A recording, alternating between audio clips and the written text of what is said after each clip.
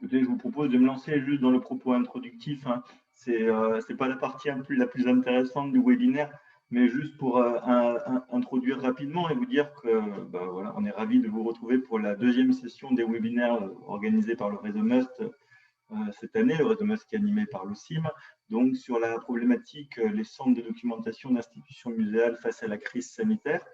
Là, il y a 3 semaines, on s'est intéressé au cas du musée d'art de Nantes avec donc Michael Kangam, qui est présent avec nous aujourd'hui et c'est super chouette. Et cette semaine, on s'intéressera plus particulièrement au Muséum de Toulouse. Concernant la présentation du réseau, la présentation plus générale des webinaires, je vais vous mettre un lien dans la partie discussion. Et je vous invite également à regarder un peu la vidéo du premier webinaire. Vous aurez plus d'informations. Je vais éviter de me répéter pour laisser un maximum de temps à Audrey et Maud qui ont plein de choses intéressantes à vous dire. Par contre, je voudrais faire quelques petits remerciements quand même. Je prends une petite minute. Merci à toute l'équipe du Muséum de Toulouse et plus particulièrement Maud, Audrey, puis leurs équipes qui ont travaillé à la présentation de ce webinaire d'aujourd'hui. Elodie qui ne peut pas être là avec nous, mais qui a bossé aussi là-dessus. Merci à tous les membres du comité de pilotage, merci à l'OCIM de nous permettre d'organiser ces webinaires et merci à vous tous de répondre présents, c'est vraiment super chouette et je vous en remercie. Concernant l'organisation du webinaire en tant que tel, voilà, je vous ai demandé de mettre vos caméras, c'est super sympa, je vois que la majorité on les a mises et c'est vraiment top. Ça va s'organiser en 2 temps, à peu près une petite heure de présentation, voilà, de la présentation du cas du Muséum de Toulouse. Et après, on aura un large temps, un minimum d'une demi-heure, pour pouvoir échanger de vive voix autour des problématiques qui ont été abordées aujourd'hui. Sur la manière de procéder, n'hésitez pas à poser des questions dans le chat de Zoom, dans la partie discussion. Je me chargerai de les modérer, de les synthétiser, de les poser au moment opportun à Audrey et Maud, pour voilà, qu'on essaie de conserver une dynamique un peu fluide de présentation. Quand je dis que vous avez des questions, vous n'hésitez pas, hein, c'est quelque chose qui n'est pas clair, si vous voulez des compléments d'information, des précisions sur quoi que ce soit, vous n'hésitez pas à demander, ce sera avec plaisir qu'on y répondra. Surtout qu'Audrey et Maud y répondront d'ailleurs. On va aussi vous poser quelques petites questions. Il y aura des sondages qui seront mis en place tout au long de la session pour vous demander votre avis ou un positionnement sur une question, ce qui va nous permettre un peu d'orienter les contenus, de réagir, parce qu'on souhaite que ce soit le plus participatif possible. Je précise également que ce webinaire est enregistré et comme le premier sera mis en ligne sur YouTube. Donc, si vous êtes amené à intervenir, présentez-vous bien, comme ça on gardera la mémoire de la personne qui a posé la question. Voilà, j'ai fini mon introduction qui était beaucoup plus courte que la dernière fois et c'est tant mieux. Et je laisse tout de suite la parole à Audrey et Maud pour qu'elles entament leur présentation. Merci de votre attention et à plus tard. Bonjour à toutes, bonjour à tous. Alors, bienvenue au Muséum d'Histoire naturelle de Toulouse. Alors, pour ma part, je suis dans la médiathèque jeunesse, pourquoi pas. Et ma collègue Maud, qui m'accompagne, elle se trouve dans la bibliothèque adulte, qui est la bibliothèque Cartaillac, Émile Cartaillac. On va vous faire une petite présentation. Bon, déjà, je vais recontextualiser un petit peu. Je vais vous faire une présentation du service bibliothèque et documentation du muséum. Et ensuite, on alternera les présentations avec Maud pour la partie un peu plus consacrée à la médiation numérique, puisqu'en fait, on va surtout axer cette présentation sur le deuxième confinement et notamment ce qui a été mis en place en termes d'offres numériques lors de ce deuxième confinement. Alors, je vais faire un partage d'écran.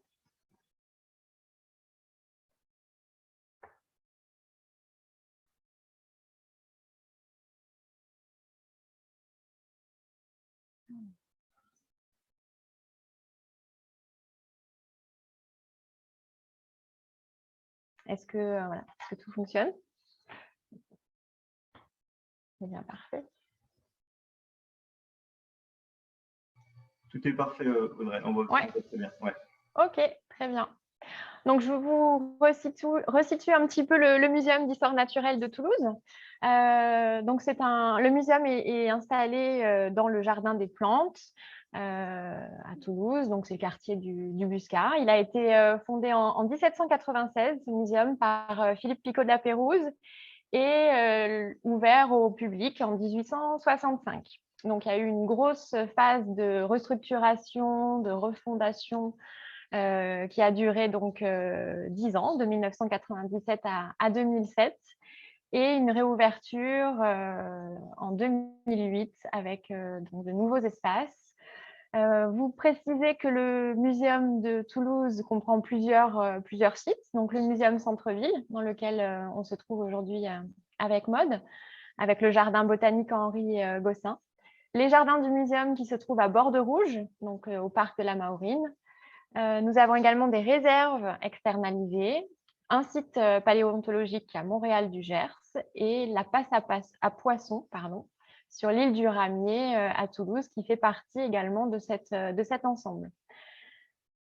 On est passé à Toulouse Métropole au 1er janvier 2016. On était mairie de Toulouse, on est devenu Toulouse Métropole et donc maintenant, nous sommes sous la direction de la culture scientifique, technique et industrielle. Je vous ai mis un petit visuel pour vous resituer l'accueil du muséum. Donc là, on se trouve dans le grand carré avec notre éléphant naturalisé Ponche. Et juste au-dessus de la billetterie, de l'accueil, vous avez la bibliothèque Émile Cartaillac, donc la bibliothèque adulte. Le service, donc bibliothèque et documentation. Nous sommes 7 au total. Une personne qui est responsable de la bibliothèque adulte. Cette bibliothèque est ouverte depuis l'ouverture du muséum, donc depuis 1865. 2 personnes pour la médiathèque jeunesse, une responsable de la médiathèque et une adjointe. Cette médiathèque jeunesse est ouverte depuis 1976. Nous avons également une réserve sur site dans lesquelles sont entreposés des fonds anciens, des fonds patrimoniaux jeunesse, des périodiques et des DVD. Et donc, pour cette partie, nous avons une personne qui est plus particulièrement chargée des périodiques et du multimédia. Une réserve externalisée, comme je vous l'ai précisé tout à l'heure, un service de documentation avec une documentaliste, que j'excuse, pardon, je ne l'ai pas fait en introduction, mais qui pouvait être présente avec nous pour des raisons personnelles, mais donc je vais essayer de prendre le relais sur sa partie et de faire au mieux. Et enfin, une photothèque avec une chargée des fonds photographiques. Alors, on commence par la bibliothèque adulte, la bibliothèque Émile Cartaillac. On a à peu près 200 mètres carrés de superficie. Cette bibliothèque, elle reprend principalement les grandes disciplines du muséum, c'est-à-dire qu'on va retrouver un parallèle entre les collections présentées dans les différentes salles d'exposition permanentes ou temporaires et les thématiques que l'on va développer au sein des 2 bibliothèques. Donc, à savoir les sciences naturelles, les sciences de la Terre, mais on a aussi tout un panel d'ouvrages en lien avec la préhistoire, l'ethnologie, la muséographie ou la muséologie, et la relation homme-nature-environnement. Donc, cette bibliothèque a été aménagée dans l'ancienne galerie des cavernes, la première salle de préhistoire, et que vous avez ici. Je vous ai mis un petit visuel afin de vous rendre compte à l'ouverture, à peu près, un peu plus tard là sur la photo, mais à quoi ressemblait la bibliothèque Émile Cartaillac. C'est une photographie issue du fonds Eugène Truta de notre photothèque. La bibliothèque actuellement, donc il se situe au premier étage du muséum. La salle, donc avec les différents ouvrages, les différents postes multimédia et la girafe, donc en fond. Nous avons une girafe naturalisée qui est un peu la mascotte de cette bibliothèque. On la voit derrière Maud, d'ailleurs, en direct. Et on la voit derrière Maud, exactement. Voilà quelques visuels pour vous donner une idée pour ceux qui ne sont pas venus encore la visiter. Donc, pour accéder à la bibliothèque et accéder aux 2 bibliothèques, on passe par la billetterie à l'accueil. C'est un billet gratuit sur simple demande. Et la bibliothèque adulte est ouverte du mardi au samedi de 14h à 18h. Comme je vous le disais, on retrouve les grandes disciplines du muséum, mais plutôt sous l'angle d'ouvrages de vulgarisation, de guides, de périodiques, de ressources multimédia, d'ouvrages de référence sur ces grandes thématiques. Les collections sont uniquement en consultation sur place. Le prêt se fait pour le personnel, donc c'est un prêt en interne. Et donc, parmi les autres services, je l'ai cité tout à l'heure, nos 16 postes multimédia, mais aussi un accès Wi-Fi, une photocopieuse et une possibilité de scan à la demande selon les besoins. En tout, 5902 précisément documents en libre accès. Et on vous propose bien évidemment une aide pour la recherche bibliographique, des bibliographies plus thématisées qui sont réalisées à la demande selon vos thèmes de recherche. Et enfin, un site internet, enfin, un onglet dans le site internet du muséum. Donc, normalement, ça fonctionne. Voilà, nous voici donc sur l'onglet bibliothèque, où on retrouve donc la présentation de la bibliothèque Cartaillac et de la médiathèque jeunesse. Vous avez ici l'accès au catalogue. Audrey, moi, chez moi, je ne vois pas l'image. Je ne sais pas si c'est une image toute grisée. Et je crois que la plupart des gens n'ont plus. Oui, c'est pareil pour moi, oui, par exemple. L'image est toute grisée. Ah. Ouais, peut-être refaire un switch ou relancer le partage d'écran. Alors, je refais un partage. Si c'est vrai que quelquefois, on a remarqué qu'il y avait ce bug sur Zoom. C'est un peu Pardon. C'est mieux? Ouais, parfait, super, merci beaucoup. OK. Donc, je disais la présentation des 2 bibliothèques. On a ici l'accès au catalogue, donc, qui vous permet de faire vos recherches par thématique, par titre ou par auteur. On a un système de gestion de bibliothèque qui est donc Symfony et qui est le même que celui du réseau des bibliothèques de la ville de Toulouse. Voilà, pour vous donner un petit peu une idée. Sur ce site, on a également l'accès à Babelio. Donc ça, j'en parlerai un petit peu plus longtemps tout à l'heure, puisque c'était la partie sur laquelle Elodie devait intervenir.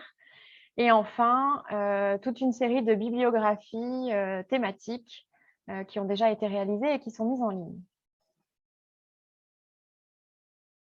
Je suis revenue sur mon... C'est bon? C'est parfait, on est bien revenu sur le PowerPoint. Ouais. Parfait. Et je vous ai mis ici l'adresse mail si jamais vous avez des demandes particulières à faire au sein des deux bibliothèques.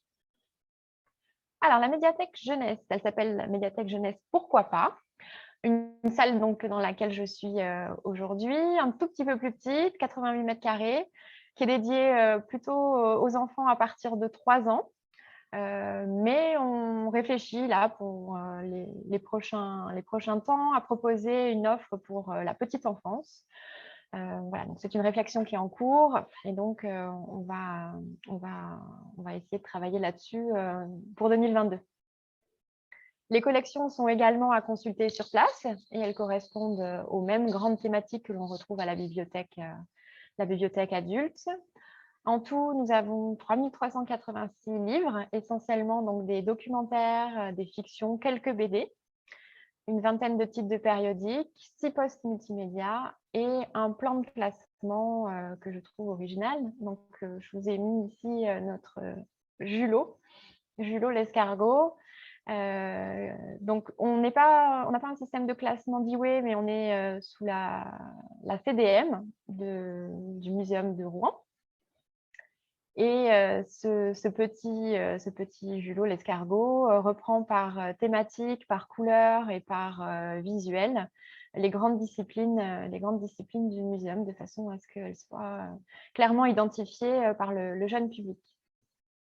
Peut-être vous préciser également que nous sommes en pleine réflexion sur le passage au prêt pour le public extérieur, notamment pour la fin 2021, si tout va bien, puisque c'était une forte demande de la part de notre public. Donc, nous allons essayer d'y répondre au mieux.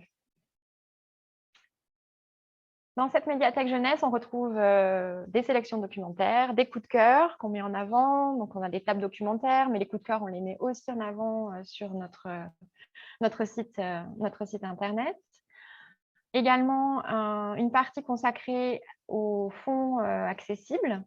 Donc, ces fonds accessibles, ça va être plutôt de la sensibilisation au handicap, des livres en gros caractères et en braille, quelques livres également sur la LSF, et qui sont donc disponibles dans une partie dédiée de la médiathèque jeunesse. Vous précisez aussi qu'on participe au plan de conservation partagé jeunesse avec notre agence régionale du livre qui est Occitanie Livre et Lecture, et on s'est positionné sur 2 thématiques, la préhistoire et l'écologie. Voilà quelques images. Donc, notre porte d'entrée, on est toujours au premier étage du muséum, sur l'autre aile, donc en parallèle de la bibliothèque adulte.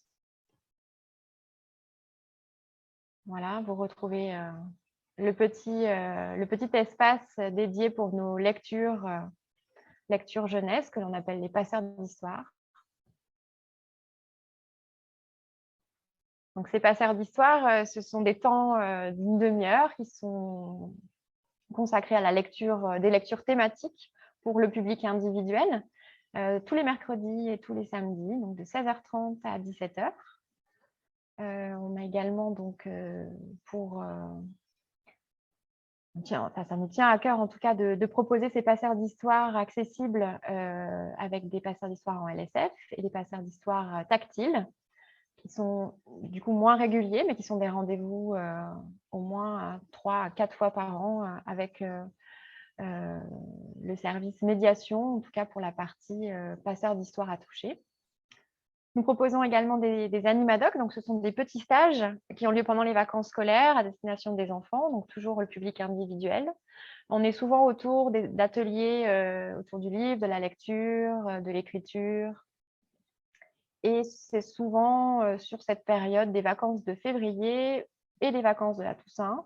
On essaye de faire intervenir sur l'une des 2 vacances au moins un intervenant, un prestataire extérieur. Ça peut être un graveur, un illustrateur, un dessinateur, un auteur, voilà, autour de ces animadocs.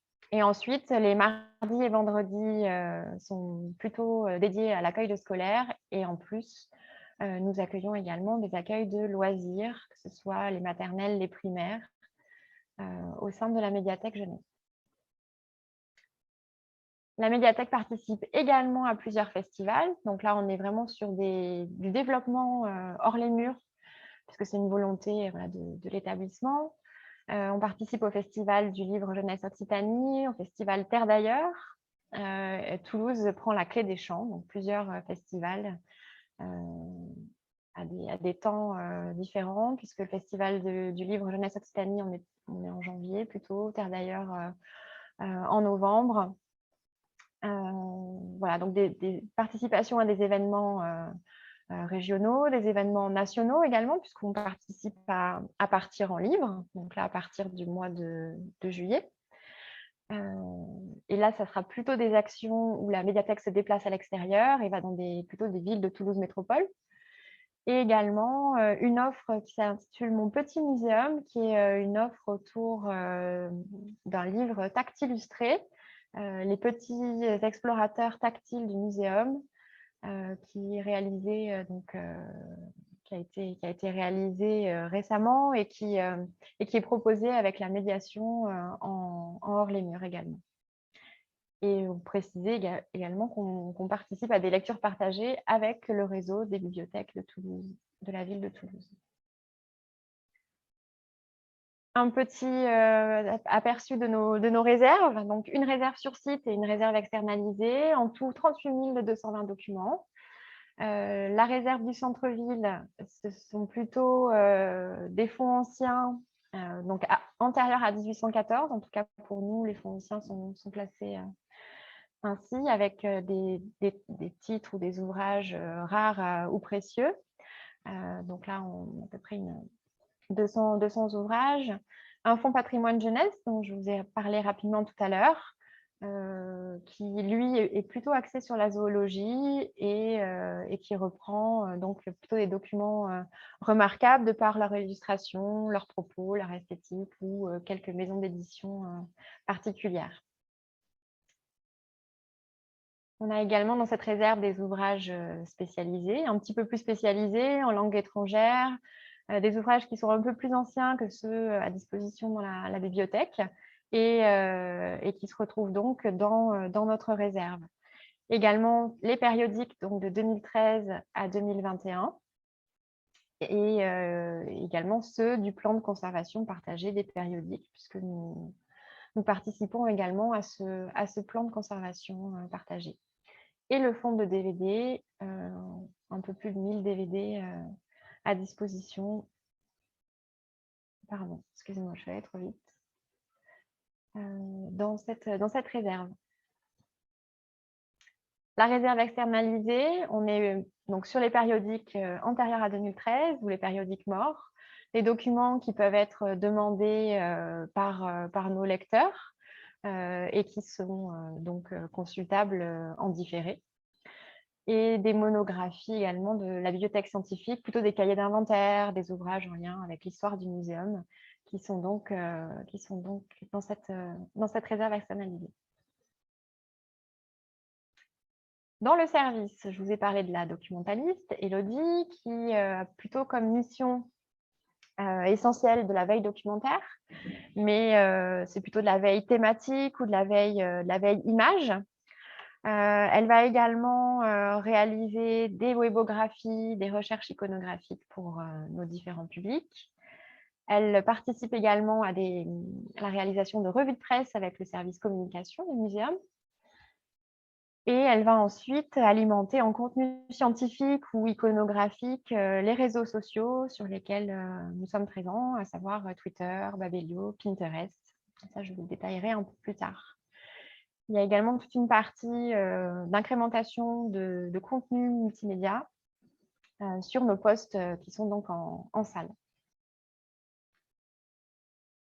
Un point sur la photothèque. Donc, on a une partie photographie ancienne, plutôt donc des plaques de verre et des tirages photographiques, issus essentiellement du fonds Eugène Truta, qui est le plus important. Donc, pour vous donner un ordre de grandeur, à peu près 4000 plaques. Mais on a également d'autres fonds, les fonds Pujol, Mingo et Poteau. Donc là, c'est pour la partie photographie ancienne. On a des photographies un peu plus récentes qui sont argentiques ou diapositives des années 70 à 99.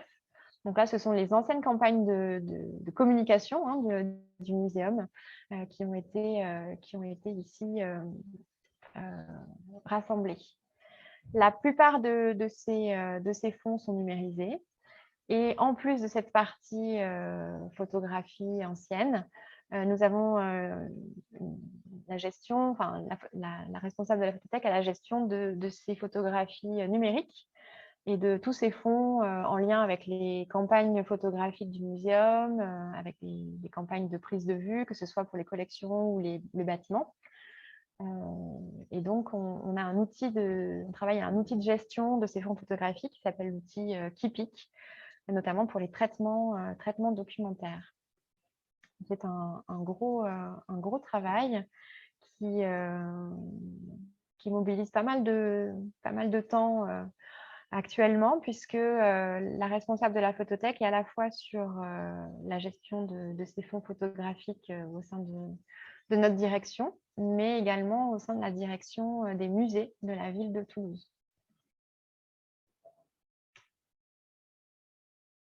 Je vous ai précisé un petit peu nos présences sur le web, en tout cas pour les contenus. la création de contenu que l'on peut produire, un site qui s'appelle l'Écho des réserves. Alors, l'Écho des réserves, c'est un site internet qui a été créé par le service collection du muséum. Vous voyez la page? C'est bon? C'est tout bon. C'est tout bon. OK. Donc, cet espace des collections du muséum va référencer, comme je vous le disais, des objets de collection, mais également, on a toute une partie où on retrouve les fonds de la bibliothèque, que ce soit les fonds photographiques ou les fonds anciens, à savoir ou des ouvrages, des fonds anciens ou des périodiques principalement.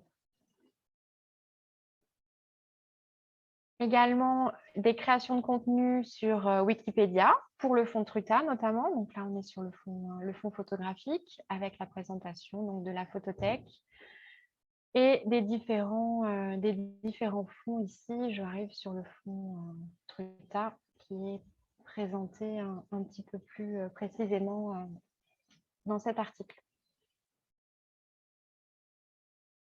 Également, donc, je vous ai mis des liens, mais peut-être qu'on transférera aussi la présentation pour ceux qui le souhaitent. Vous avez des renvois sur, par exemple, je vais aller sur l'histoire naturelle des lépidoptères, un article autour de nos périodiques que l'on retrouve dans l'Écho des réserves et qui présente un petit peu plus précisément cette collection dont on a fait l'acquisition fin 2019. Autour donc, des papillons de France.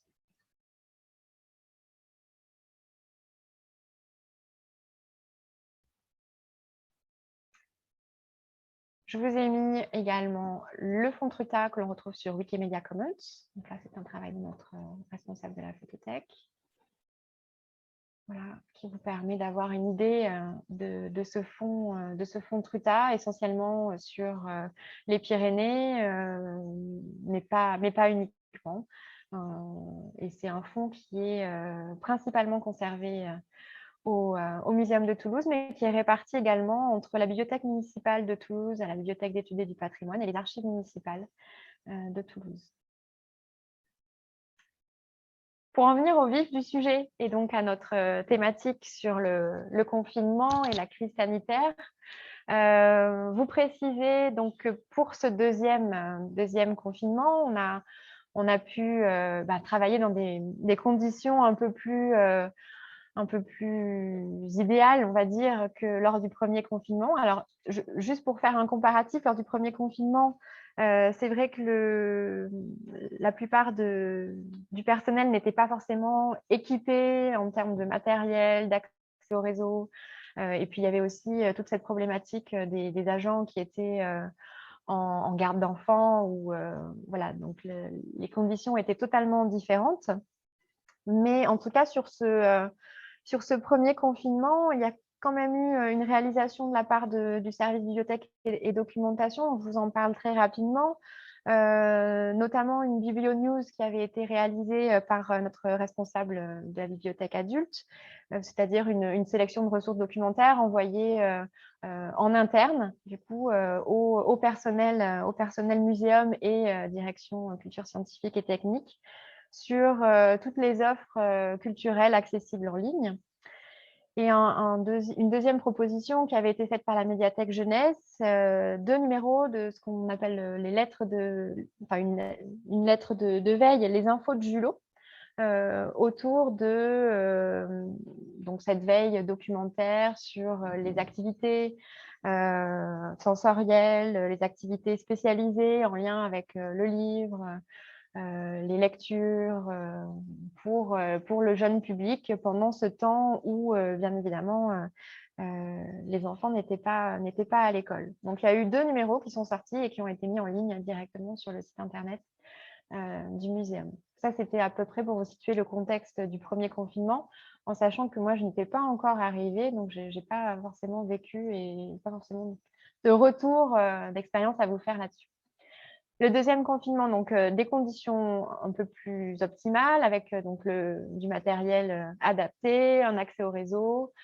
Et donc, on a pu travailler de manière assez facilité, en tout cas, sur le travail courant, on va dire. Donc, tout ce qui était recherche documentaire, bibliographique, webographique, filmographique pour le personnel ou pour le public extérieur.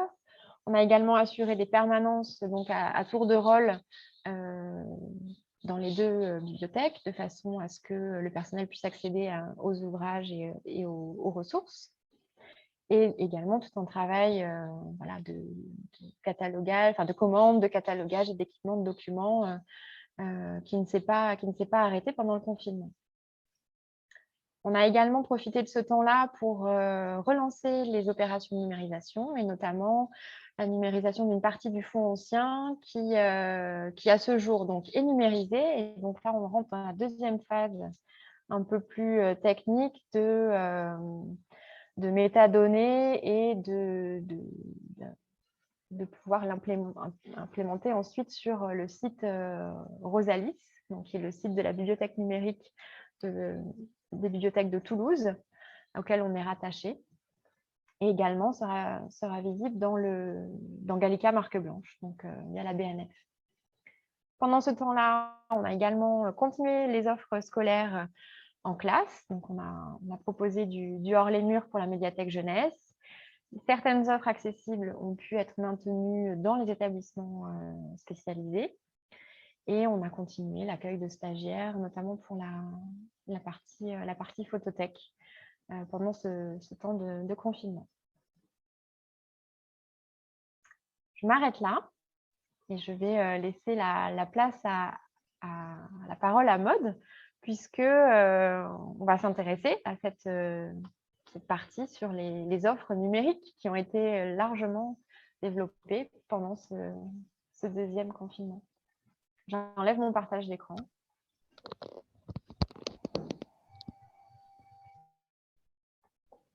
Donc, bonjour à tous. Donc effectivement, Maude Dalem, là je suis, comme il a été dit tout à l'heure, dans la bibliothèque Cartariac avec la girafe de Nubie derrière moi. Regardez-la bien parce qu'on va en parler prochainement. Parce que voilà, il y a une petite news scientifique très importante qui va sortir autour de cette girafe. Donc, je suis chargée des projets numériques, principalement aux expositions jusqu'à maintenant, en accompagnement aussi de la médiation humaine lors des ateliers. Et dernièrement, avec l'arrivée des confinements, du musée fermé, et ben, on est comme beaucoup de lieux à devoir faire une bascule. Voilà, ça a été un peu, ces confinements ont été un peu des leviers pour donner un petit peu plus de place à l'offre numérique. Et certainement que quand on va rouvrir, il va y avoir encore un rééquilibre qui va se faire, bien sûr. Pardon, juste pour dire, Audrey, tu n'as pas coupé ton partage d'écran, donc on voit un peu encore tout. Ah, excusez-moi, mais si, normalement, je l'ai coupé. Bah, on voit la présentation. Voilà. Pardon. Là, on est repassé. Excusez-moi. Voilà. Parfait. Merci. Donc, si je parle, est-ce que vous me voyez, du coup? C'est bon. C'est tout bon. D'accord, ok, très bien. Donc, la direction a souhaité monter un groupe qui est nommé médiation numérique. Qu'est-ce qu'on entend par médiation numérique? C'est toute production d'offres sous format numérique qui peut très bien être en ligne qu'in situ d'ailleurs. Voilà. Et pour composer, donc il y a un groupe qui a été mis en place avec des métiers transversaux et des différents services. Donc, il y a une personne des bibliothèques, une personne de la conservation, une personne de la saison culturelle, faisant partie, moi personnellement, des expos, je représente aussi les expos et je coordonne ce groupe. Voilà, tout nouvellement formé, donc depuis février. Sachant que chaque personne qui fait partie du groupe, évidemment, est fort actif dans la discussion et dans les propositions, mais il est aussi, bien sûr, un intermédiaire pour son équipe. C'est-à-dire que tout ce qui est dit et débattu est évidemment après transcrit dans chacune des équipes et il y a un peu des allers-retours comme ça. Voilà. Et on travaille fortement aussi en collaboration avec le service marketing et promotion, puisque quand on est dans la conception d'un produit et dans le concret de sa production, on a besoin aussi de se projeter sur comment ça va être diffusé. C'est très important. Voilà. Les objectifs de ce groupe, il a été donc, comme je l'ai un peu introduit au début, de matérialiser l'engagement du musée dans une démarche numérique un petit peu plus importante que ce qui a été fait jusqu'à maintenant. Il reste encore un petit peu expérimental, voilà, pour voir si on poursuit dans ce sens, mais pour l'instant, j'ai l'impression que c'est bien engagé. C'est aussi une manière aussi d'appuyer cette volonté de travailler en transversal, puisque quand un établissement est partagé en services, eh ben, il a des missions de service, pour le public bien sûr, mais il a des missions de service. Donc, c'est parfois un peu plus compliqué de parler plus d'un projet muséum où chacun s'implique. Voilà. Donc, c'est aussi une très bonne démarche en fait pour engager le muséum en une seule voie. Voilà. Le groupe, lui, bien sûr, il doit en fait aussi instruire la direction et les chefs de service sur les tendances, sur les offres qui fonctionnent, les offres qui ne fonctionnent pas. Donc, faire un état des lieux et aussi une projection sur ce qu'on a envie de faire pour accompagner la direction dans le positionnement de la stratégie numérique. Voilà. La première démarche qui a été faite avec ce groupe était de faire vraiment un travail de fond avant de se lancer sur toutes les offres qu'on avait. Déjà de les répertorier parce qu'on avait déjà une foison d'offres mais qui n'était pas forcément bien mis en évidence pour le public. Donc, c'était de faire un état des lieux et de voir qu'est-ce qui fonctionne, qu'est-ce qui ne fonctionne pas et de prendre des indicateurs communs entre les offres pour vraiment partir sur de bonnes bases. Voilà. Ce qui permettait aussi en équipe, du coup, de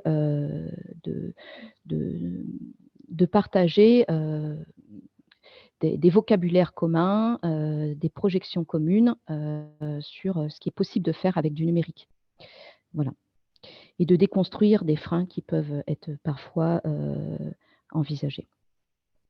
Le deuxième objectif des actions de ce groupe, c'est aussi de faire des interconnexions avec des offres. C'est un comité. Voilà. Donc, une idée d'offre arrive, comment elle va s'interconnecter avec l'autre, comment on va rebondir, comment on va compléter ou au contraire insister sur un message, voilà, avec une décision commune. Et du coup, comme je le disais tout à l'heure, on va pouvoir aussi se projeter sur l'année d'après, puisqu'on est toujours sur ces exercices-là aussi financiers, de se projeter sur l'année d'après et d'avoir une ligne de production claire, intelligible pour tout le monde, que ce soit en interne, que ce soit aussi pour le public. J'en viens à la production en tant que telle. Voilà. On devait ouvrir une exposition temporaire en décembre qui s'appelle Exposition Magie Sorcellerie et qui n'a toujours pas pu ouvrir. Voilà, qui n'a pas encore reçu son public. Donc là, on était vraiment dans la problématique de comment nourrir notre public de cette thématique tout en ne dévoilant pas tout. Et donc là, j'ai partagé mon écran pour vous montrer un petit peu ce qui a été fait. Tchac.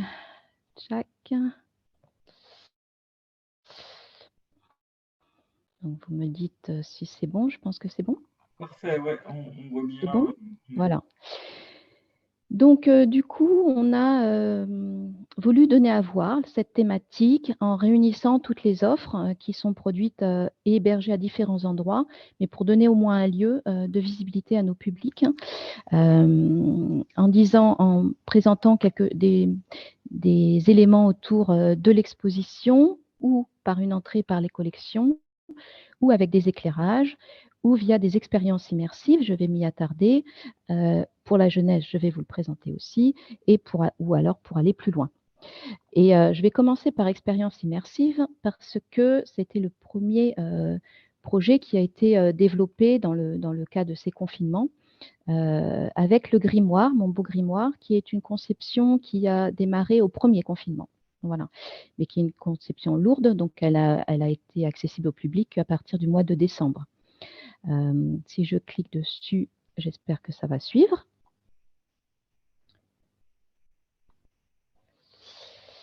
Vous le voyez? Non, on reste sur l'image précédente.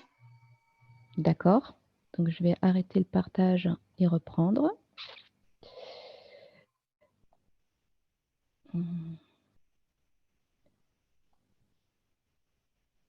Ah, je suis arrivée directement. Ce n'est pas celui-là que je voulais vous montrer. Désolée. Je suis... Tac, je reprends. Donc là, ça devrait être bon. Hein. C'est parfait, on voit Grimoire. Voilà.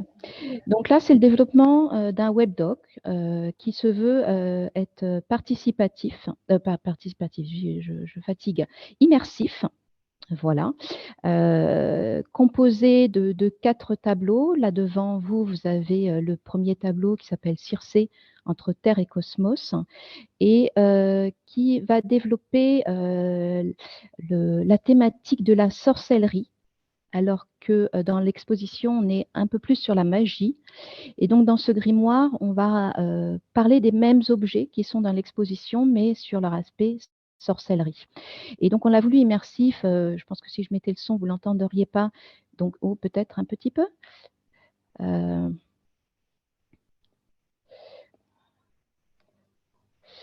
Donc, on est dans une ambiance sonore où on invite les gens à passer dans des histoires et typiquement à travers Circé, on va découvrir un petit peu sa légende, sa représentation. Elle est liée aussi à l'Odyssée quand elle transforme les compagnons d'Ulysse en cochons avec son poison Cicéon, composé de graines de Siskiane. Donc là, on met des liens avec la plante Siskiane aussi. Donc on peut y retrouver toutes sortes d'informations. De par la transformation, on fait un clin d'œil à la transformation chamanique et le jaguar. Donc on plonge nos internautes dans un univers de légendes, de croyances. On est vraiment entre le croire et le savoir. Donc, et puis, on va piocher, découvrir des éléments les uns avec les autres, les uns après les autres. Voilà, on tombe ici chez Morgane.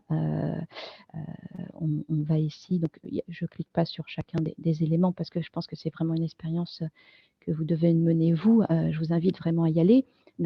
Nature et sorcellerie.fr avec Hildegarde de Biggen. Et on termine par le dernier tableau autour de Miché Chaudron, la dernière sorcière brûlée sur les bûchers, qui fait écho, quand vous le découvrez dans des fiches, qui fait écho à la sorcellerie, plutôt à la sorcière d'aujourd'hui, guérisseuse. Voilà. Donc, ce webdoc, il a été travaillé dès le départ avec les bibliothèques, bien sûr, qui ont fait des recherches documentaires importantes, mais aussi avec la médiation et les collections. Si je vais, et vous pourrez le retrouver, je vous montre où. Je pense que... Non, je ne vais pas l'avoir, pardon. Si je retourne dans une des fiches, vous verrez à la fin que vous avez les crédits d'une des fiches qui vous donne justement toute la bibliographie à la fin qui a été faite voilà, pour ce webdoc. Je crois qu'il y a plus de 49 références en tout. Voilà. Donc ça, c'est un premier projet qui a demandé beaucoup de temps en termes de ressources humaines. On parlera après de sa réception au niveau du public. Si je retourne, j'espère que ça va suivre. Ça ne va pas suivre. Je fais mon partage d'écran autrement. Excusez-moi, ce n'est pas très agile. Tchouk. Dans l'espace jeunesse que vous avez vu tout à l'heure, je ne vais pas repasser dessus pour ne pas faire 36 manips, mais vous aviez... Attendez. Tac, tac, tac. Ah, c'est pas très beau ce que je vous fais. Voilà. Dans l'espace jeunesse, on a entre autres accès à un jeu interactif qui a été conçu par les médiateur qui est suite à un atelier qu'il voulait faire in situ. Et donc, il réexploite cet atelier sous forme de jeu interactif en utilisant une plateforme qui s'appelle Geniali et qui leur donne beaucoup d'autonomie de création. Et ils ont sollicité aussi les bibliothèques pour les accompagner sur la recherche d'extraits d'histoires qu'on avait autour de ces créatures. Donc, les internautes peuvent accéder à une des créatures. J'avais donné l'exemple des Korrigans, où on découvre un petit peu la légende des Korrigans et sur lequel on peut venir écouter un extrait d'histoire autour de cette créature.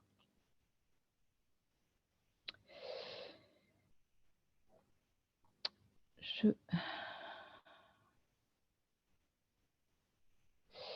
vais passer, excusez-moi. Tac, tac, tac.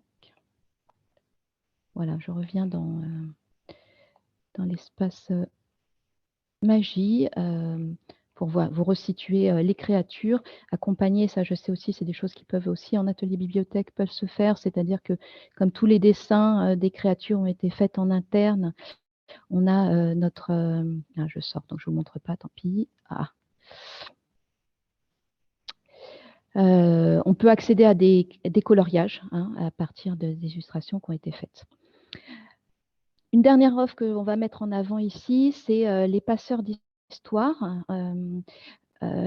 Audrey vous parlera un petit peu de la préparation des bibliothèques sur ce projet-là. Pour ma part, je vais vous parler de la partie production, en fait. Donc, en fait, les bibliothèques sont venues avec une envie de poursuivre leur lecture de passeurs d'histoire en ligne, étant donné qu'ils n'avaient pas leur public en bibliothèque.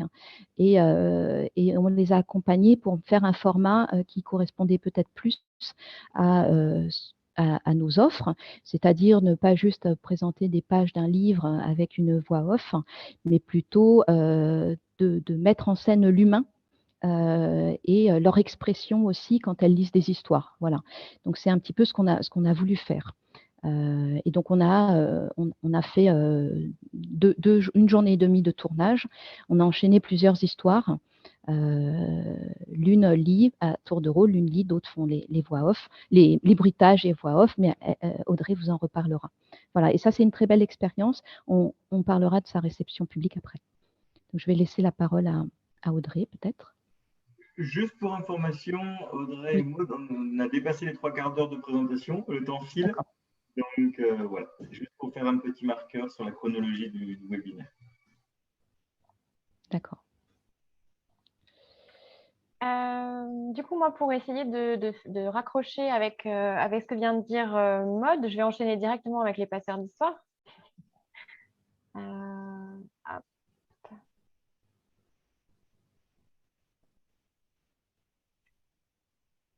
Est-ce que... Excusez-moi.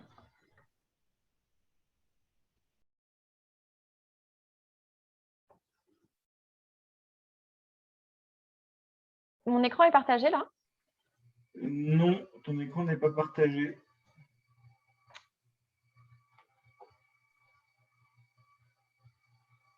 Tu cliques bien sur la... Ouais, j'y suis. Voilà, ça arrive. Ok, alors, excusez-moi. Voilà, donc les offres numériques, Maud nous en a parlé un petit peu juste avant. On s'est manifesté auprès de l'équipe de Maud et puis également de l'équipe technique et l'équipe création de façon à pouvoir proposer ces lectures pour notre public jeunesse en ligne. Donc, hop, je vous ai mis ici quelques images de ces moments de tournage. Donc, bien évidemment, on était sur une thématique magie-sorcellerie pour faire écho à notre exposition qui n'avait pas encore été dévoilée à son public. Et on est parti donc de cette thématique avec une sélection documentaire, des séances de répétition autour de ces sélections, puisqu'il y a certains ouvrages qui passent très bien en lecture à voix haute, d'autres beaucoup moins. Donc voilà, on a réajusté un petit peu la liste de nos envies. Et ensuite, on est passé à cette partie tournage qui a été un moment assez intéressant. Je pense que voilà, on était 3 lectrices, toutes les 3 ravies de participer à cette expérience. Donc 2 jours quand même, sur 2 jours pleins sur février 2021. 3 lectrices, 2 techniciens et une script qui était donc Maude.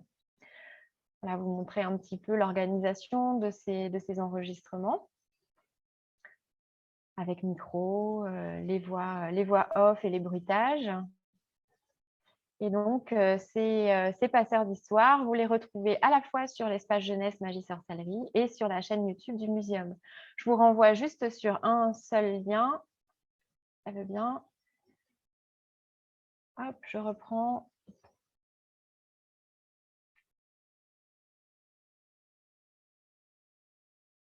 Vous n'avez plus le partage d'écran là, si? Non, il est parti.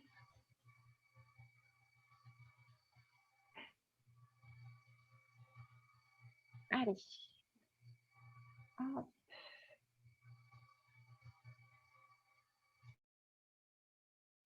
Et il est revenu. Ouais, désolé. Hein. Ah, ça s'arrête chaque fois que je change de page, en fait. Vous l'avez là? Non, il est reparti. C'est bizarre parce que ça fonctionnait bien lors de ta première partie d'intervention.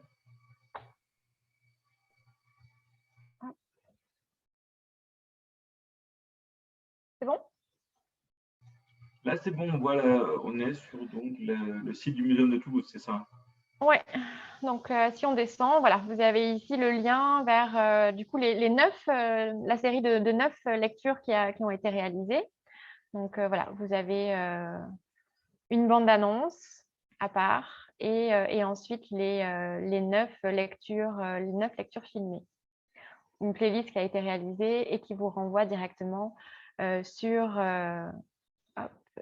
les 9 passeurs d'histoire.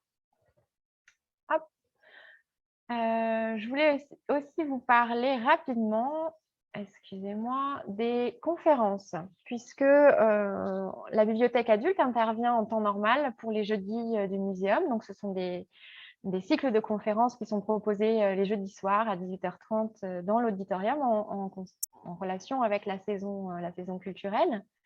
Et en général, on a un temps dédié bibliothèque en début de conférence de façon à présenter une sélection documentaire sur le thème de la conférence avec une possibilité voilà, de consultation en fin de conférence des ouvrages pour le public et également de partager un temps de rencontre et d'échange avec la bibliothécaire en fin de conférence. En général, une bibliographie est réalisée, distribuée ou envoyée par mail. Vous voyez toujours mon écran? Oui, bah là, on voit la Les page. conférences en ligne. Ouais, avec Arsène et la carotte magique, c'est ça? Non, pas du tout. Ah, donc c'est pas bon. Alors,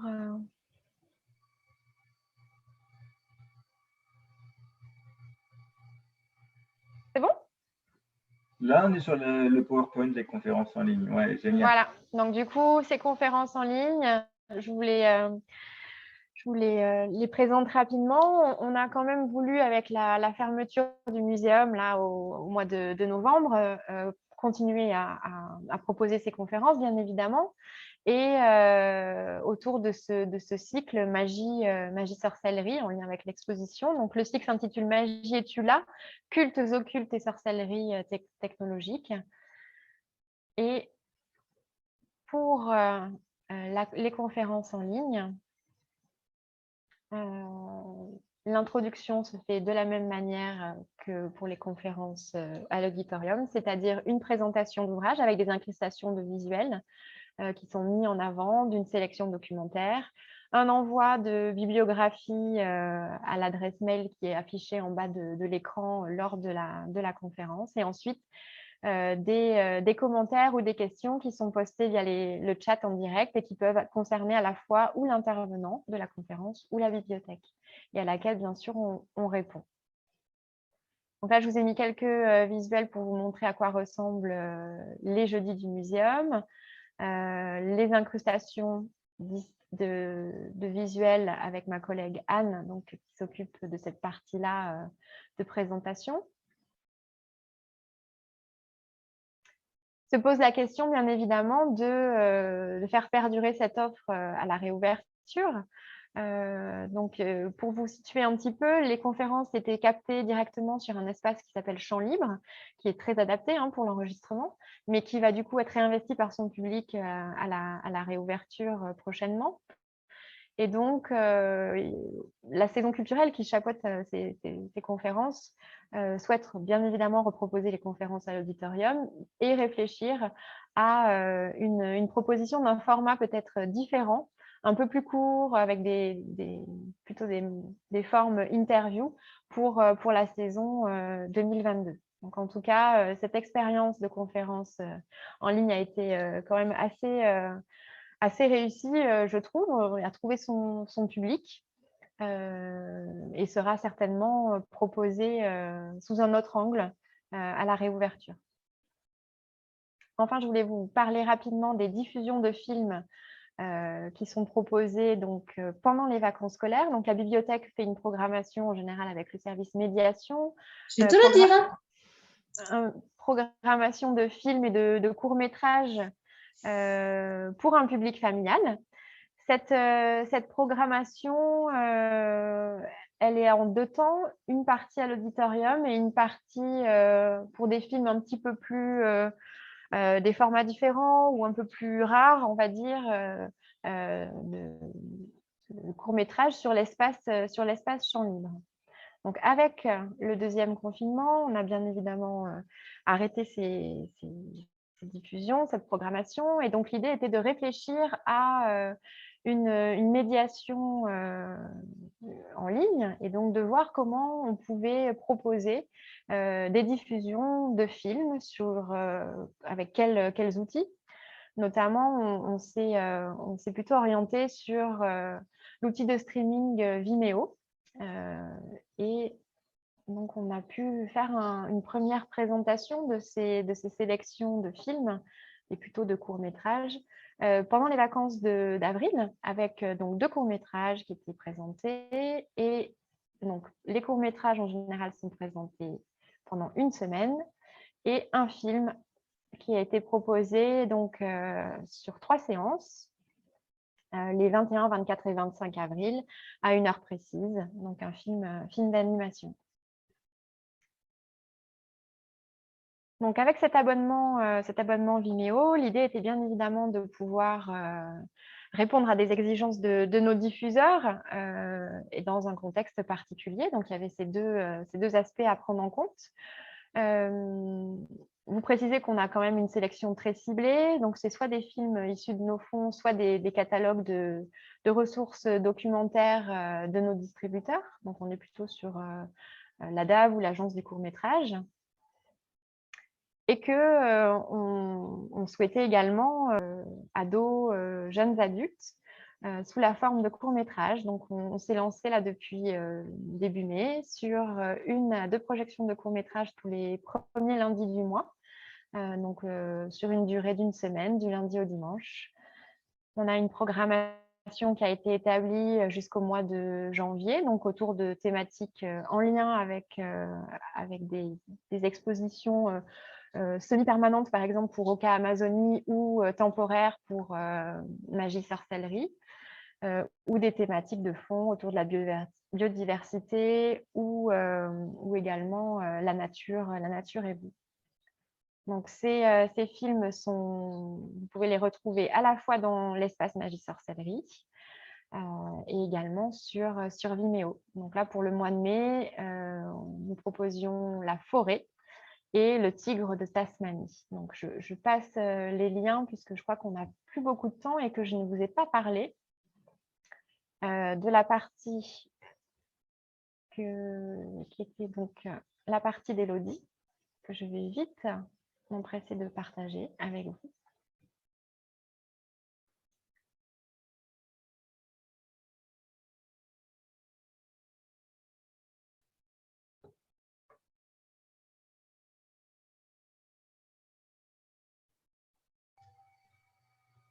Pour le moment, il n'y a rien qui est arrivé, Audrey. Hein. D'accord.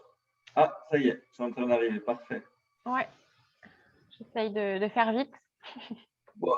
Enfin, voilà, l'idée, c'est pas de bâcler non plus, mais il faut juste savoir laisser un large de temps pour les échanges. C'est ce qu'on s'était dit, mais vas-y. Bien sûr, oui. Donc là, je vous ai montré un petit peu ce qui était proposé, à la fois les passaires d'histoire, les conférences en ligne et la diffusion de films en ligne pour la bibliothèque. Là, on va plutôt se recentrer sur le travail donc, de notre documentaliste, Élodie, qui avait préparé cette petite présentation. Et pour repréciser, donc Élodie fait partie du comité médiation numérique. Elle fait donc cette interface entre l'équipe de médiation numérique et le service bibliothèque et documentation. Et elle a ce véritable rôle d'intermédiaire. Donc, elle travaillait déjà sur Pinterest. Donc, le muséum est sur Pinterest, est présent sur Pinterest depuis 2010. Et plusieurs tableaux étaient déjà proposés, notamment des tableaux autour des pièces de collection, que ce soit la collection botanique ou la collection préhistoire. Et ce Pinterest du muséum avait été un peu laissé de côté. Et donc, ce deuxième confinement a été l'occasion de redynamiser un peu ce réseau social et d'être davantage présent de manière plus pertinente. Et donc, toujours, bien évidemment, faire le lien avec notre exposition magie-sorcellerie. Donc, il y a un tableau magie-sorcellerie qui a été créé et un tableau DIY Co. Donc, je ne vais pas peut-être juste un lien vers un tableau, mais je ne vais pas…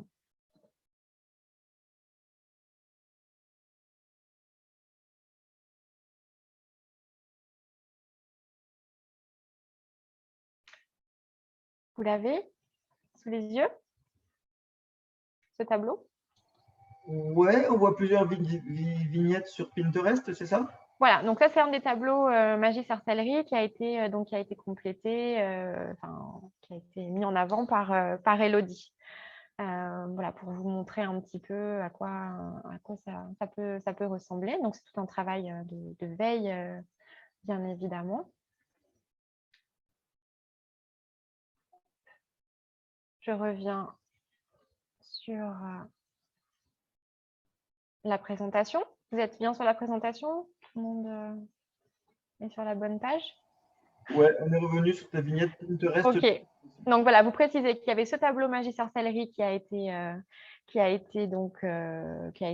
retravaillé, et également un autre tableau qui s'intitule DIY. Alors, il n'y a plus rien qui fonctionne de mon côté. Ouais, ça y est. Un autre tableau DIY Co où on propose ici des activités plutôt à destination des enfants, avec à la fois des écoutes d'histoire où on va retrouver les passeurs d'histoire, mais pas seulement, des tableaux sur le coloriage, le recyclage, des choses en lien avec les thématiques bien évidemment du muséum, des reconnaissances d'empreintes d'animaux, des constructions d'hôtels à insectes. Voilà, puisque c'est une offre qui était quand même grandement recherchée pendant le premier confinement, mais qui trouve toujours son public. Babelio, donc c'est l'occasion pour nous de préciser, donc on a 332 amis sur Babelio, donc qui date de 2011, ce Babelio, et il a été investi très tôt quand même par le service bibliothèque et documentation en y intégrant au départ une grande partie des ouvrages de la bibliothèque. Puis ça a été laissé un peu à l'abandon et là on l'a repris notamment pendant le deuxième confinement, avec la mise en avant de coups de cœur qui sont à la fois rentrés dans le Babelio et qui sont aussi sur la thématique magie-sorcellerie, rentrés également dans notre espace, sur le espace magie-sorcellerie sur le site. Donc voilà, on les retrouve dans cette partie qui s'intitule « Pour aller plus loin ». Dans l'espace magie, l'occasion de faire un double lien avec les contenus. On en profite également pour mettre en avant les collections de DVD. Donc, on est toujours dans cet encart pour aller plus loin, où on va vous présenter des films qui font partie de nos fonds, de notre fonds DVD, et qui sont toujours proposés en lien avec l'exposition. Je voulais vous parler rapidement également du Movie News. Donc, c'est un document qui est fait en interne, qui pour l'instant n'est pas diffusé à l'extérieur, mais qui va reprendre, donc c'est une filmographie, qui va reprendre une sélection de DVD de la bibliothèque sur des thématiques très variées. Donc, par exemple, on a une filmographie complète qui a été réalisée autour de l'Expo Magie Sorcellerie et qui est donc en ligne. Mais ensuite, on peut avoir des sous-thématiques ou des actualisations. Et bien évidemment, tout ne tourne pas autour de magie sorcellerie. Mais là, en tout cas, j'ai mis l'accent là-dessus, sur cette page. Élodie travaille également à tout ce qui est retombées médias. Je vous disais qu'elle était en relation avec l'attaché de presse du muséum. Et donc, je vais vous montrer rapidement la lettre, les retombées presse qui vont être aussi rebasculées sur un encart dans l'espace magie qui s'appelle On en parle, que je vous laisserai aller visiter. Et ensuite, voilà, vous l'avez ici. Je clique pas sur le lien parce qu'on manque de temps. Mais aussi donc la lettre de veille que je voulais vous présenter. Donc, cette lettre de veille était proposée en interne et depuis janvier, l'idée était qu'elle puisse être diffusée au public extérieur, donc via nos listes de diffusion. Et hop, si je peux vous la montrer. Voilà, c'est une lettre qui est assez dense, avec un sommaire qui est toujours le même. On retrouve patrimoine et muséologie, médiation et public, Internet et numérique, nouvelles des sciences et regard croisé régional. Voilà, donc si vous êtes intéressé pour recevoir cette lettre de veille, vous avez ici le mail d'Élodie. Et puis, on le redonnera si besoin, si je suis allée trop vite. J'en profite pour dire que j'ai lancé un petit sondage, voilà, parce qu'avec tout ce que tu nous as présenté, ce que vous nous avez présenté en termes de services numériques, ça peut être intéressant de savoir ce qui a été développé dans les autres centres de doc ou de bibliothèques. Ouais. Voilà, n'hésitez pas à répondre.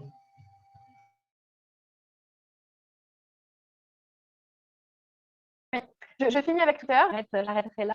Repréciser le travail d'Élodie, mais pas forcément qu'Élodie uniquement, hein, sur Twitter, puisqu'on le muséum y est depuis 2008.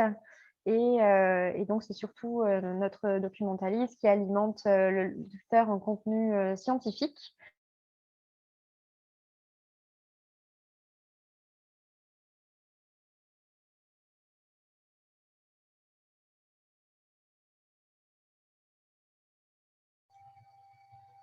Audrey, tu es là? J'en ai terminé. Ah, ok.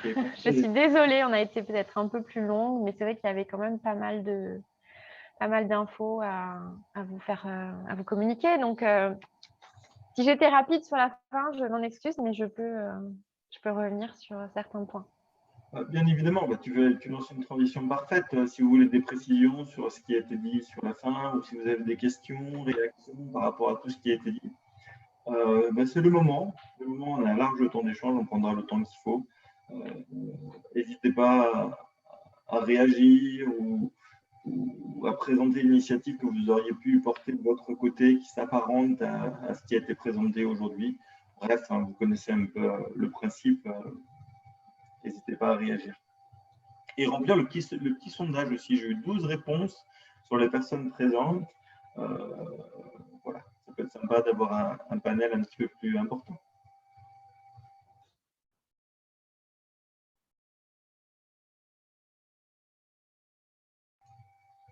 L'éternel problème de la première question. Hein. Ça, c'est toujours pareil. Bon, je ne vais pas faire la blague récurrente de dire on passe à la deuxième question. Ça vous, si vous vous sentez pour une deuxième question, vous pouvez la lancer. Et en attendant, si vous voulez réfléchir, moi j'en avais une première. En fait, c'était plutôt sur l'impression, sur tout ce que vous avez présenté là par rapport au confinement. Est-ce que vous pensez que tout ce qui a été développé aura un impact sur vos pratiques sur le long terme? C'est-à-dire, il y a des choses qui ont été mises en place qui répondaient à un contexte donné. On l'espère, le contexte va revenir à une certaine forme de normalité. Qu'est-ce que sera la normalité demain, on ne le sait pas, mais est-ce que vous pensez que ça changera des choses dans votre manière d'appréhender voilà, les services que vous proposez à vos publics au regard de ce que vous avez développé pendant la crise sanitaire? Peut-être que je peux laisser Maud répondre, puisque c'était peut-être aussi la petite conclusion, puisqu'on avait des retours sur ce travail, que ce soit au niveau des retours du personnel, des retours statistiques aussi sur ce qui a été fait ou quantitatif, et le positionnement à la réouverture. Alors, ce qui est extrêmement intéressant, en fait, c'est que des personnes qui ne se seraient pas senties de travailler sur une offre en numérique, de fait aussi, parce que je pense que c'est le cas de beaucoup de bibliothèques, mais aussi en musée, il y a cette force d'avoir cette présence humaine, que ce soit de la médiation ou des bibliothécaires, et d'avoir cette relation humaine, sortir des écrans, on en vient souvent à ça, hein. Et du coup, il y avait un petit peu un frein à s'occuper du numérique. Et aujourd'hui, en fait, d'y avoir touché du doigt, d'avoir été impliqué, que ce soit pour les bibliothèques, dans la recherche, mais parce que ça, c'est souvent quelque chose de base de toute façon, mais typiquement d'être filmé, enfin, de participer à un tournage, d'être filmé, de voir que l'offre aujourd'hui, elle est très bien réceptionnée. Donc, du coup, il y a une sensibilité. Voilà, il y a une sensibilité aujourd'hui et d'avoir fait un premier pas, vous parliez de la première question, de ce premier pas dans ce projet-là et d'y trouver du plaisir aussi. Je pense que ça, c'est, Audrey, tu me le confirmeras, dans ton équipe, c'est en tout ça, c'est le retour que j'ai eu, du plaisir et ça, c'est important. Après, est-ce que, comment ça va se... Voilà. Et du coup, et puis ça aussi, ça nous donne une bulle d'air à tous, en fait, parce que du coup, on est aussi, typiquement, dans des tournages, on est sur du terrain aussi, ensemble, et on travaille un peu autrement que d'habitude, et ça fait du bien aussi pour tout le monde. Voilà. Qu'est-ce qui va se passer quand ça va ouvrir? On sait bien que les forces vont être distribuées. C'est évident. On l'évoquait un peu avec Audrey. Je la questionnais, bien sûr, sur la question, puisque avec l'équipe de tournage, tout ça, il faut qu'on planifie un peu l'année. Mais et c'était, Audrey, bien sûr qu'on aura envie à voir comment on le gère avec le face public, etc. Donc, c'est ça qui va se passer aussi. C'est-à-dire que une fois que les passeurs d'histoire vont être en direct, en présence humaine, et que les bibliothécaires parleront de cette offre aussi à faire en ligne pour prolonger, pour avoir les autres histoires qui sont aussi en ligne, elles vont aussi avoir des retours. Et on va voir en fonction de ces retours, est-ce que c'est une offre qui est attendue? Et à ce moment-là, je pense qu'on se crée un temps pour le faire. Et puis voilà. Ou est-ce que finalement, ça part un peu à l'oubli? Parce que justement, il y a les séances locales au muséum. Ça, c'est pour ce qui est bibliothèque. Après, sur d'autres offres, ça dépend. Bien sûr, ça dépend de la ligne stratégique qu'on va mettre en place, qui va s'affiner avec la réouverture. Donc voilà, tout ça pour dire qu'en fait, je pense que les équipes, elles sont beaucoup plus engagées dans ces démarches de production d'offres, mais que évidemment, ça va être rééquilibré avec le temps de ressources humaines concrètes. Peut-être que Maud, il y avait une question là, sur l'estimation des nombres de personnes touchées. Alors, c'est vrai que je n'ai pas regardé moi, au niveau des stats, mais peut-être que tu as quelques chiffres à nous donner. Alors, sur les passeurs d'histoire, typiquement, on peut aller jusqu'à 250 vues par mois. Alors, ce qui est important de savoir, c'est que en fait, les gens donnent beaucoup de références par rapport au nombre de vues. et que finalement, c'est un faux chiffre. En tout cas, ce n'est pas complet comme retour de stats. Voilà. Pourquoi ? Déjà, il y a un contraste entre Facebook et YouTube. On l'a vu de façon très nette sur les passeurs d'histoire ou d'autres offres vidéo. Le Facebook va afficher un grand nombre de vues par rapport à YouTube, assez souvent, en tout cas pour nous, institutions qui sommes souvent mieux placées sur un Facebook que sur un YouTube. Et en fait, c'est un faux indice, voilà, parce si on regarde le temps de vidéo vraiment regardé, on se rend compte que sur Facebook, c'est absolument ridicule. Les gens partent au bout de 15 secondes parce qu'ils zappent, en fait. Ils sont dans un mode zapping. Tandis que quand ils sont sur YouTube, ils sont posés. Enfin, c'est l'interprétation qu'on en fait. Ils sont posés, ils savent qu'ils vont regarder une vidéo. Et du coup, on a un temps de vue, beaucoup plus de temps de vidéo regardée, beaucoup plus important. Et donc, ça, c'est vraiment à regarder au regard.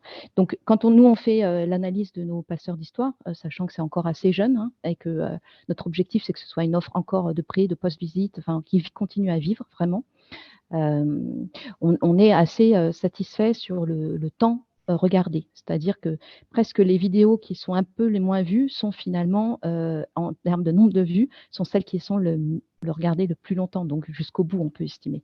Voilà. Donc ça, voilà. Pour l'instant, on a un bilan assez positif. Les retours qualitatifs, malheureusement, on les a pour l'instant que par rapport au personnel. Mais on a des messages très encourageants d'agents qui les regardent le week-end avec leurs enfants, donc ils n'étaient pas obligés de nous faire les retours, hein, donc ça c'est plutôt encourageant. Voilà. Et je pense que ce qui est apprécié en ayant questionné un petit peu, en ayant harcelé ses collègues de voir qu'est-ce qui leur avait plu, qu'est-ce qui machin, etc., c'était justement ce côté d'avoir la présence humaine. Alors évidemment, c'est des gens qu'on connaît, nous, en interne, et de voir leur expression dans la lecture et ce regard à l'enfant. Voilà, je pense que tout ça, ça a une sensibilité qui est importante dans les passeurs d'histoire.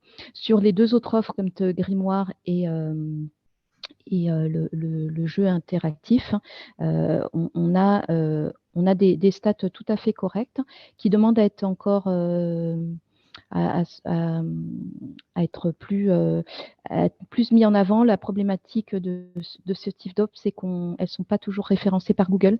Donc, du coup, c'est vraiment une démarche de le mettre sur notre site, mais aussi une démarche que les ambassadeurs, toutes les personnes qui sont intéressées par ce type de ressources pour leur propre public, les mettent en avant. Voilà. Donc, ça se joue aussi là-dessus. Voilà. Par contre, le grimoire, on a eu des retours qualitatifs et on a vraiment des gens qui plongent dedans, qui passent plus de 3/4 d'heure dessus, enfin, vraiment parce que c'est narré, c'est une histoire tout en étant un juste milieu entre la science et la croyance, justement, sujet qui nous est cher dans l'exposition. Voilà. Par rapport aux diffusions en ligne, c'est vrai qu'on n'a pas encore beaucoup de retours parce que ça a été mis en ligne uniquement pour les vacances d'avril, donc c'est tout récent. Et puis là, on teste donc la programmation pour un public ado-adulte une fois par mois. Donc là, si vous êtes intéressé, en tout cas, il y a des thématiques très précises tous les mois. Voilà, je serais intéressée aussi d'avoir vos retours, bien évidemment. Mais pour l'instant, on n'a pas encore, on ne peut pas encore quantifier les retours par rapport à cette offre. Et pour revenir à ce que disait Maud, bien évidemment, ça a été un plus pour nous au sein de l'équipe de pouvoir s'investir sur de la médiation numérique.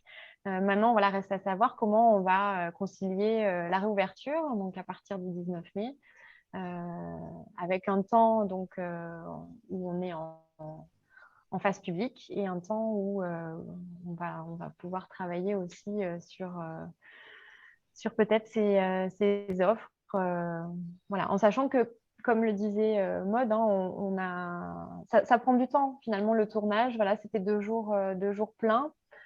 Pour 3 personnes au sein des bibliothèques, une équipe technique. Voilà. Est-ce qu'on aura cette même latitude? Je pense un peu moins, mais en tout cas, l'envie est là. Et si en plus l'offre trouve son public, je pense que ce serait intéressant quand même de la pérenniser. En tout cas, de faire une deuxième série. Du coup, hein, les questions commencent à arriver, évidemment. Il y a une question qui vient, qui est aussi sur le canal de discussion. Avec toutes ces nombreuses propositions, l'équipe de la bibliothèque a-t-elle dû monter en compétences, notamment numériques, ou alors est-ce que vous étiez déjà très au point au sein de l'équipe? Et moi, je vais la compléter un petit peu. Oui, c'est savoir un peu, avoir un peu votre avis sur les prérequis par rapport à la mise en place de tout ça. Et encore une autre question qui est un peu dans le même groupe.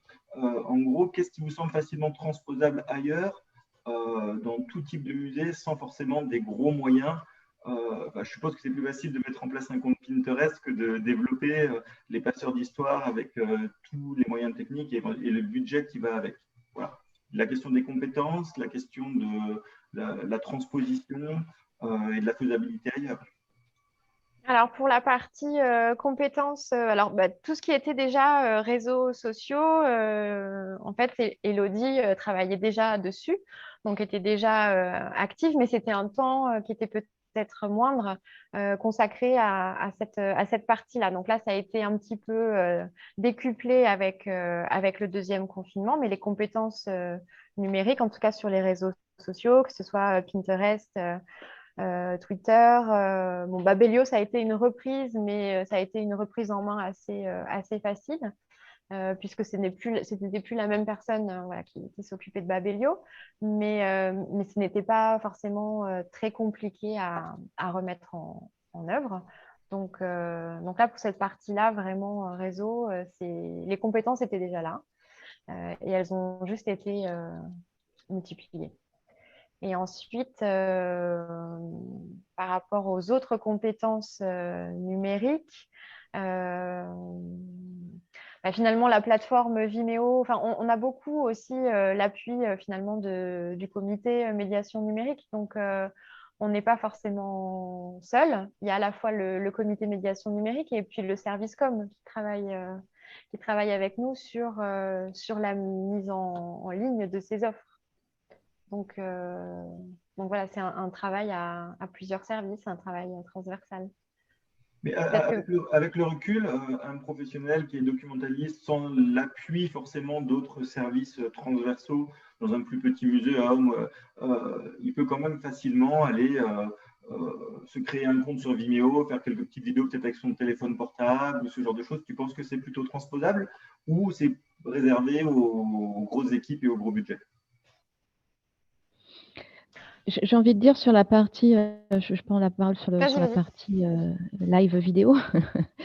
Ça fait appel à une sensibilisation, une sensibilité personnelle, quoi. C'est compliqué d'aller dire à quelqu'un dans une bibliothèque je m'imagine un chef de service d'imposer ça à son agent. Ça semble assez compliqué. Il faut qu'il y ait quand même une sensibilité personnelle et une envie de faire ça. On voit que sur le premier confinement, il y a eu des projets de ce type-là. Très artisanaux, on va dire, et qui a trouvé, je pense, quand même malgré tout son public, parce qu'on était dans une situation particulière où les gens étaient déjà très contents qu'il y ait des propositions. En tout cas, c'est ce que je dis en interne, c'est qu'aujourd'hui, je pense qu'il y a une exigence qui est un petit peu plus forte et que c'est compliqué d'aller... il faut avoir soit une bonne idée, c'est-à-dire vous présentez les choses sous un angle atypique, une bonne idée, et peut-être que c'est possible, soit quelque chose aussi ou un peu chiadé au niveau éditorial. Voilà, surtout si on fait en mode série, il faut qu'il y ait cet effet série, donc un projet, un début, une fin, voilà, un angle d'attaque, voilà. Ok, il y a une autre question qui m'est parvenue en message direct par rapport au thème sorcellerie. Est-ce qu'il était choisi en lien avec la pandémie ou c'était fait beaucoup plus en amont? Une exposition, on la travaille 3 ans à l'avance. Voilà. Donc, non, c'était bien avant. D'accord. Ceci dit, il y a eu beaucoup de résonance, justement, entre le croire et le savoir. C'était exactement ces questions qu'on a eues de façon très forte entre la science et les incertitudes et qu'il fallait croire. Premier confinement, un peu à la suite, pareil. On a encore un petit peu de temps, hein, si vous souhaitez poser des questions ou si vous avez des demandes voilà, d'informations complémentaires, il est encore temps. Vous pouvez aussi nous faire part de votre témoignage, comme d'habitude. Si vous voulez présenter une initiative ou partager quelque chose avec nous, vous avez la parole, avec grand plaisir.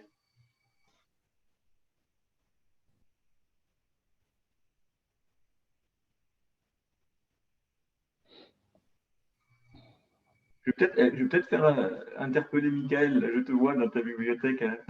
Comme tu es intervenu la dernière fois. Comment tu réagis à la présentation d'aujourd'hui? Tu peux partager ça un petit peu avec nous? J'ai activé le son, vous m'entendez? Oui. Ouais, parfait. Ouais. Non, j'étais en train de taper une autre question, justement. Parfait. Non, c'était justement, enfin, en allant voir sur le site du muséum, en fait, on s'aperçoit que ce qui est mis en avant sur le site, c'est justement les 2 ou 3 actions que dont vous nous avez parlé là. Le muséum fait son cinéma, les jeudis du muséum, et qu'en fait, du coup, des actions montées par la bibliothèque, enfin par la documentation, sont celles qui sont beaucoup relayées par le muséum, comme si c'était la bibliothèque devenait presque un service des publics du muséum en fait. J'irai pas jusque-là, mais en tout cas, c'est l'actualité là qui fait que qu'on est sur les premières pages. Là, cette semaine, on a en effet les courts-métrages en ligne, donc c'est vrai que ça a été mis en avant. Les jeudis du muséum, il y avait une conférence hier soir, donc qui c'est la dernière du cycle autour de magie, en tout cas pour cette saison-là. Donc c'était autour de l'ésotérisme et des pratiques occultes. Voilà, donc c'est des actualités très récentes. Je pense que c'est surtout pour ça que c'est mis en avant. Et puis le passeur d'histoire, il a été mis en ligne ce matin, je crois, le dernier. Maud, je te laisse peut-être compléter, mais Oui. Après, peut-être que la question, c'était dans la démarche, plus que en termes de mise en avant sur le site web, peut-être. Non, c'était plus le constat qu'effectivement, vous avez pas mal d'actions et que du coup, vous faites, pour le muséum, beaucoup d'actions pédagogiques ou culturelles, etc. Et que je trouve ça assez remarquable, parce que vous n'êtes pas si nombreux non plus. Je pense que c'est quand même l'objet d'être vraiment tous effectivement, que ce soit une offre unique, finalement, muséum, toujours. Enfin, je voudrais. J'ai une petite question complémentaire. Oui. Je connais bien le Muséum de Toulouse et on sait que vous êtes placé historiquement beaucoup sur le caractère innovant de ce qui peut être proposé dans un muséum et plus largement dans un musée. On l'a vu sur tout un tas de choses, sur Wikimedia, sur tout un tas d'outils numériques. Est-ce que vous avez une injonction de la part de votre direction un petit peu à constamment innover, constamment à proposer de nouvelles choses, constamment être précurseur un peu dans ce qui peut se proposer en termes de médiation, de services aux usagers en présentiel ou en ligne? Et plus spécifiquement sur les parties documentaires, d'ailleurs. En tout cas, le développement de la médiation numérique, c'est une volonté de la direction, ça c'est sûr.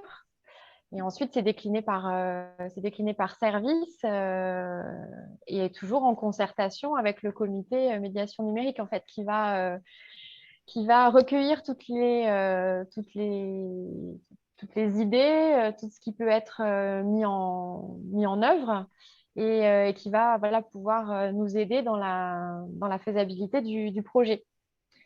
Mais c'est fortement, oui, un souhait de la direction d'être présent sur le numérique. Ouais.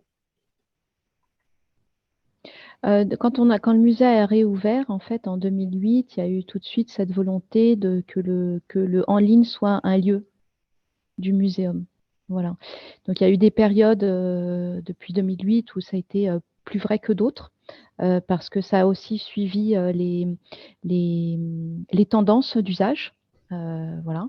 Ça avait un petit peu plus baissé ces derniers temps, et là, on voit bien qu'il y a un nouveau besoin.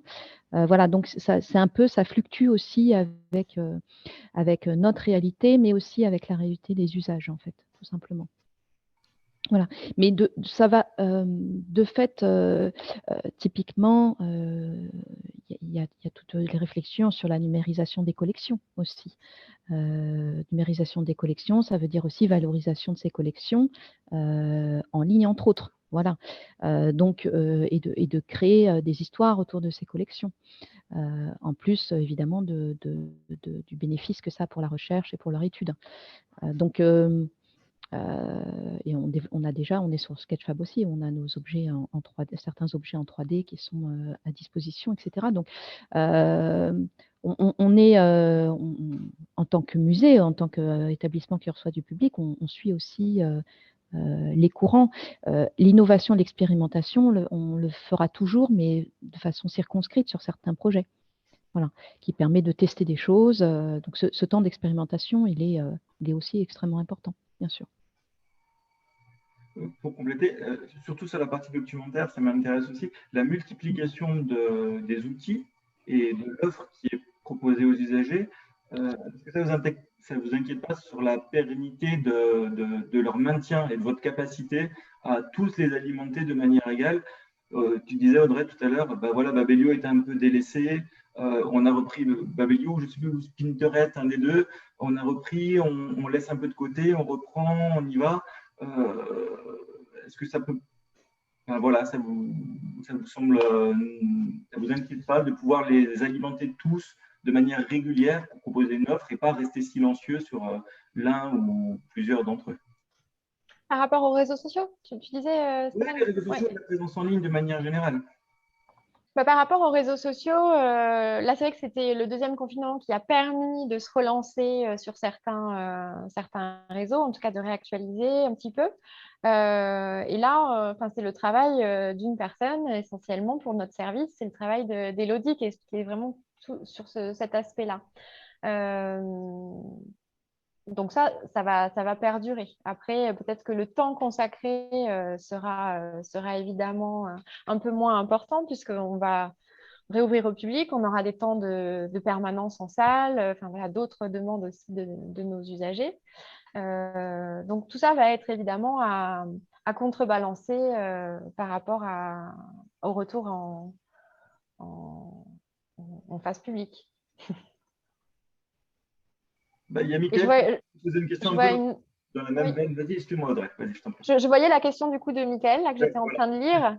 Bien évidemment, c'est chronophage. Après, je ne pense pas qu'on les fait là pour l'instant, en tout cas au détriment de nos missions documentaires ou de recherche, puisque ça fait partie aussi de cette volonté de travailler autour de l'exposition Magie-Sorcellerie.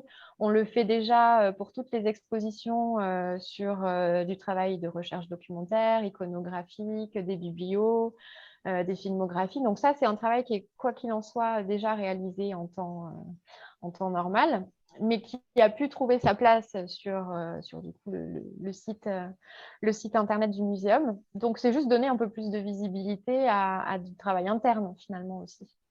Donc, oui, je pense qu'il faut vraiment voir comme ça, que ce soit pour ce que propose la bibliothèque ou d'ailleurs la médiation, c'est qu'on cherche à travailler sur de la réexploitation de contenu. Et que quand on fait une exposition et une saison culturelle, on a beaucoup de contenu pour travailler et c'est de remettre tout ça en scène. Voilà. Merci beaucoup. S'il y a une question, c'est le moment. Parce que ça va se finir. Voilà, on a commencé à dépasser un petit peu le temps. Maud et Audrey, si vous voulez aussi adresser un petit mot pour finaliser, c'est le moment également, parce que le webinaire va se finir maintenant d'ici quelques minutes. Non, mais ravi d'avoir... Pardon, vas-y. Non, j'ai juste envie de dire que voilà, si ces offres, elles vous plaisent, n'hésitez pas à les proposer aussi à vos publics. Voilà, parce que de la même façon que nous, on met aussi en avant des offres qui nous plaisent, qu'on voit ailleurs. Et ravie pour ma part d'avoir pu partager en tout cas cette présentation avec Maud et puis de vous proposer nos offres en ligne. Si jamais vous avez des questions qui vous viennent plus tardivement, n'hésitez pas. vous avez mes coordonnées ou Stéphane vous les transmettra, ainsi que celle de Maud s'il y a des questions à retardement. C'est parfait, merci beaucoup. Juste pour préciser que normalement, il y aura un prochain webinaire, vous serez tenu informé avec le cadre d'une autre institution muséale. Vous allez recevoir les informations bientôt si tout se finalise bien comme il faut. Vous pouvez adhérer, si ce n'est déjà fait, au réseau, c'est gratuit, ça vous donne un accès prioritaire à l'ensemble des actions qu'on mène. J'espère que ça vous a plu. Encore un gros merci à Audrey, Maud, et vous transmettrez Audie aussi qui a beaucoup bossé avec vous là-dessus. C'était super intéressant, vraiment. Vous avez présenté plein de choses voilà, que j'ai trouvé particulièrement intéressantes. Et merci à toutes et tous d'avoir partagé ce moment avec nous. Pareil, si vous avez des questions complémentaires, vous nous envoyez un petit mail. Et si vous souhaitez intervenir lors d'un prochain webinaire, pour présenter le cas de votre structure, vous savez comment nous trouver et on sera ravis de travailler avec vous. Je vous souhaite bon après-midi à toutes et tous et à très bientôt. Audrey et Maud, on reste un tout petit peu pour se dire.